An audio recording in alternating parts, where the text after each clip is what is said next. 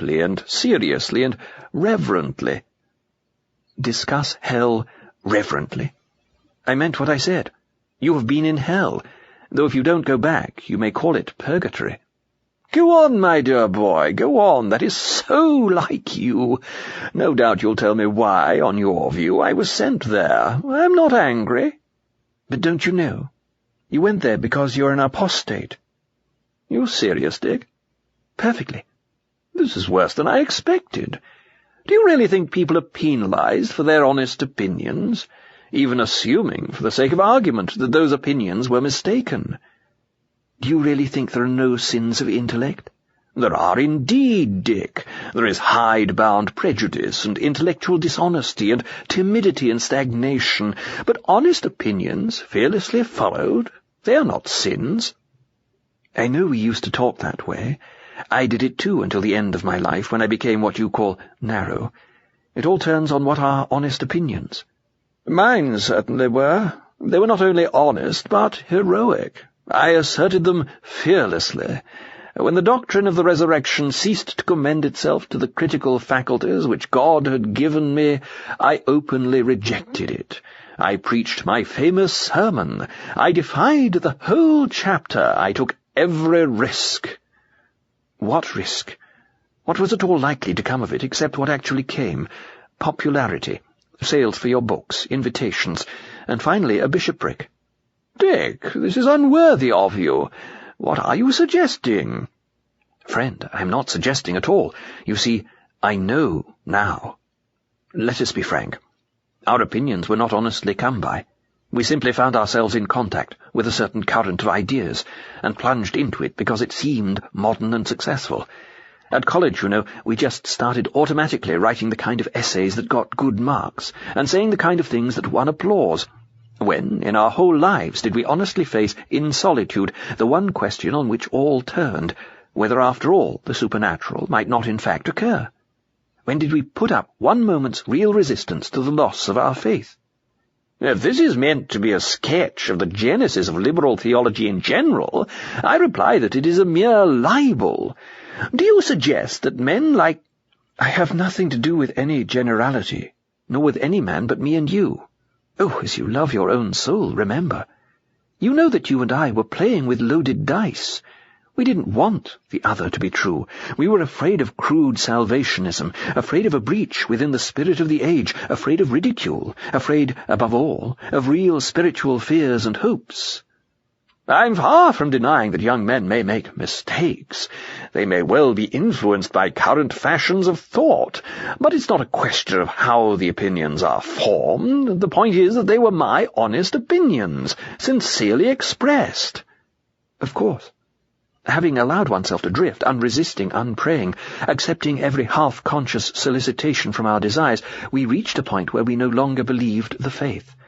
Just in the same way, a jealous man, drifting and unresisting, reaches a point at which he believes lies about his best friend. A drunkard reaches a point at which, for the moment, he actually believes that another glass will do him no harm. The beliefs are sincere, in the sense that they do occur as psychological events in a man's mind. If that's what you mean by sincerity, they are sincere, and so were ours.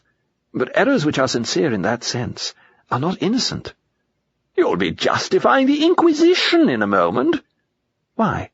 Because the Middle Ages erred in one direction, does it follow that there is no error in the opposite direction?" "Well, this is extremely interesting," said the Episcopal ghost. "It's a point of view. Certainly it's a point of view. In the meantime—" "There is no meantime," replied the other. "All that is over. We are not playing now. I have been talking of the past, your past and mine, only in order that you may turn from it forever. One wrench, and the tooth will be out. You can begin as if nothing had ever gone wrong, white as snow. It's all true, you know. He is in me, for you, with that power. And I have come a long journey to meet you. You have seen hell. You are in sight of heaven. Will you even now repent and believe?" "I'm not sure that I've got the exact point you're trying to make," said the ghost. "I'm not trying to make any point," said the spirit. "I am telling you to repent and believe." "But, my dear boy, I believe already. We may not be perfectly agreed, but you have completely misjudged me if you do not realize that my religion is a very real and a very precious thing to me." "Very well," said the other, as if changing his plan. "Will you believe in me?" "In what sense?" "Will you come with me to the mountains? It will hurt at first, until your feet are hardened. Reality is harsh to the feet of shadows. But will you come?" "Well, that is a plan. I am perfectly ready to consider it. Of course I should require some assurances. I should want a guarantee that you are taking me to a place where I shall find a wider sphere of usefulness, and scope for the talents that God has given me, and an atmosphere of free inquiry. In short, all that one means by civilization and, the spiritual life." "No," said the other. "I can promise you none of these things. No sphere of usefulness. You are not needed there at all. No scope for your talents, only forgiveness for having perverted them.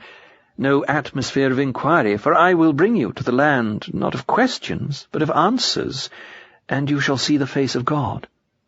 "Ah, but we must all interpret those beautiful words in our own way. For me there is no such thing as a final answer. The free wind of inquiry must always continue to blow through the mind, must it not? Prove all things.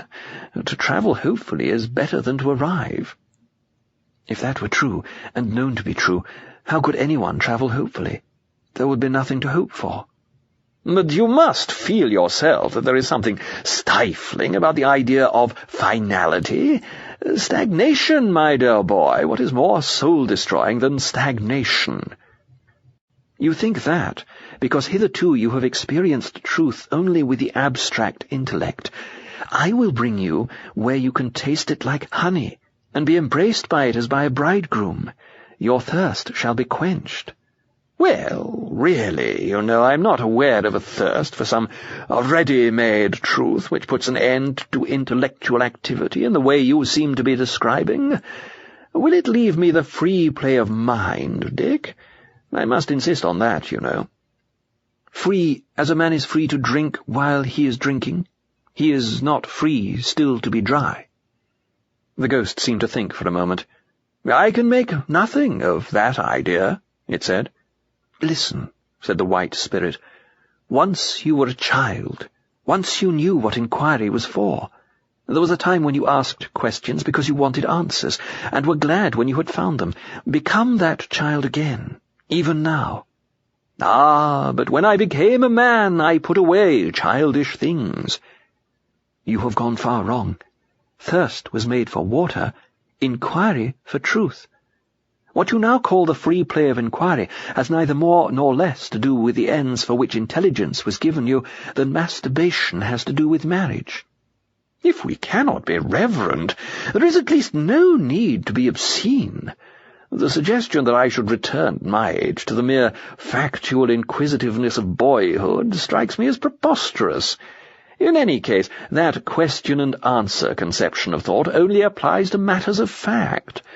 Religious and speculative questions are surely on a different level." "We know nothing of religion here. We think only of Christ. We know nothing of speculation. Come and see. I will bring you to eternal fact, the father of all other facthood." "I should object very strongly to describing God as a fact. The supreme value would surely be a less inadequate description. It is hardly—" "Do you not even believe that he exists?" "Exists? What does existence mean? You will keep on implying some sort of static, ready-made reality which is, so to speak, there, and to which our minds have simply to conform. These great mysteries cannot be approached in that way. If there were such a thing, there is no need to interrupt, my dear boy. Quite frankly, I should not be interested in it. It would be of no religious significance. God, for me, is something purely spiritual, the spirit of sweetness and light and tolerance, and service, Dick, service. We mustn't forget that, you know." "If the thirst of the reason is really dead," said the spirit, and then stopped as though pondering.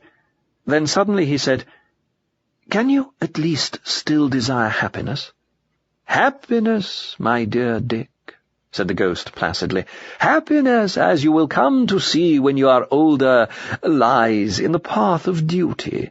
Which reminds me, bless my soul, I'd nearly forgotten. Of course I can't come with you. I have to be back next Friday to read a paper. We have a little theological society down there. Oh, yes, there is plenty of intellectual life. Not of a very high quality, perhaps. One notices a certain lack of grip, a certain confusion of mind. That is where I can be of some use to them. There are even regrettable jealousies. I don't know why, but tempers seem less controlled than they used to be. Still, one mustn't expect too much of human nature.